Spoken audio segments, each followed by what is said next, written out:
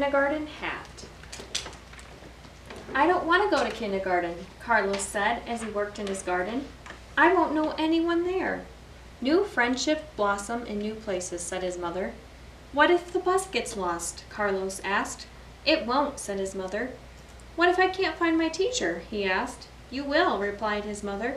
Carlos wasn't so sure. The next day, the mail arrived while Carlos was practicing his moves. A letter for me? He cried. His mother read it to him. Dear Carlos, I hope you are having a fun summer. I will be your teacher this year. On the first day, I will wear a huge flowered hat. Please bring a flower for it and a big kindergarten smile. I can't wait to meet you. Your teacher, Mrs. Bechet. P.S. Sometime soon, please send me a photo of you doing something you love. Carlos spent 2 days deciding what photo to take and send. He liked building forts, playing soccer, and vrooming cars. He liked drawing pictures and fiddling on Mom's phone. But most of all, he loved gardening, the fun of his fingers in the dirt, the surprise of seeds sprouting, and the brightness of the blooms. So Carlos posed in front of his flowers. The night before school began, Carlos lay awake for a long time. When he finally fell asleep, he dreamed it was lost in a scary forest. The next morning, Carlos woke early, his tummy twisting and turning. But after breakfast, he rushed out and picked the most beautiful daisy for Miss Bechet. Carlos clutched his flower with both hands. Would Mrs. Bechet like it? His mother gave him a hug and walked him onto the bus.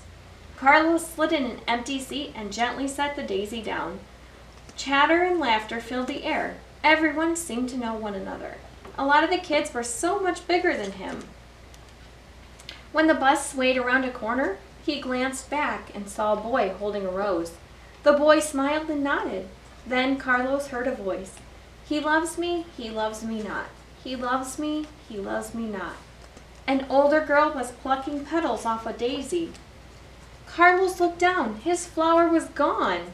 That's mine, he exclaimed, grabbing it back. I'm sorry, said the girl. I found it on the floor. It's ruined. Carlos squeezed his eyes tight. A tear fell.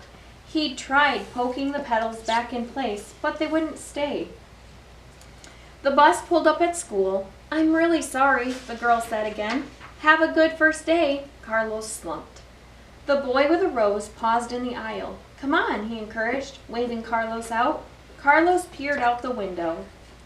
Then he saw it, the most magnificent, stupendous, tremendous hat, bouncing and dipping. The brim tipped up, and he glimpsed a smiling lady, Mrs. Bechet. Children gathered around her. They offered her real flowers and ones made of silk, paper, and plastic. One kid even gave her a balloon blossom. Carlos took a deep breath. Then he stepped off the bus and stood under a tree. Mrs. Bechet flipped through the photos, calling names. Her students lined up. Carlos, she called. Carlos Abrado? He gave a tiny wave. As Mrs. Bechet approached, Carlos dropped what was left of the daisy behind his back. Hi, Carlos, she said. Welcome to kindergarten. He sniffled. I don't have a flower for you anymore. That's okay, Mrs. Bechet said. Carlos pointed to his photo. See that big daisy? That was for you. It was? Asked Mrs. Bechet. Carlos took a deep breath. Maybe we can pretend? What a good idea, said Mrs. Bechet. She nestled the picture smack in the middle of her hat. We're going to have a fun year. Let's go start our first day. Then Carlos gave Mrs. Bechet the other thing he was supposed to bring to school, a great big kindergarten smile.